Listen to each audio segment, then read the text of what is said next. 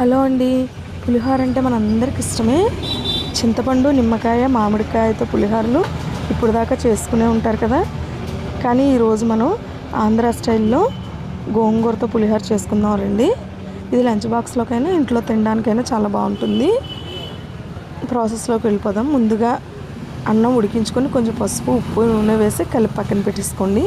ఇప్పుడు స్టవ్ వెలిగించి కడాయి పెట్టుకుని అందులో కొంచెం నూనె వేసి ముందుగా పల్లీలు, పోపులు, సన్నగా తరిగిన అల్లం, పచ్చిమిర్చి, కరివేపాకు, ఇంగువ వేసి దోరగా వేయించుకుందాం.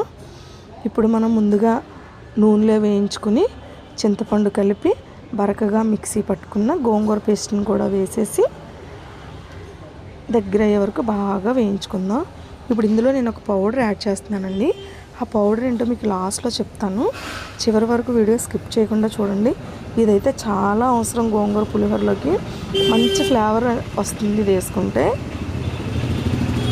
ఇది బాగా ఎగిరిపోయే వరకు సేమ్ పులిహోర పేస్ట్ లాగానే బాగా ఎగిరే వరకు బాగా వేయించుకుందాం. ఇలా బాగా ఎగిరిపోయిన తర్వాత స్టవ్ ఆఫ్ చేసి చల్లారిన తర్వాత ఇప్పుడు మనం ముందుగా రెడీ చేసి పెట్టుకున్న అన్నంలో అన్నమంతా కలిసేలాగా బాగా కలుపుకుందాం.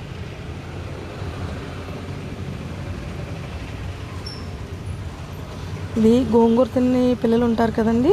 పప్పు గోంగూర కానీ మామూలుగా గోంగూర ఎందులో వేసినా పిల్లలు చాలామంది పిల్లలు ఇష్టంగా తినరు. ఒకసారి మీరు ఇలా చేసి పెట్టండి లంచ్ బాక్స్లోకి.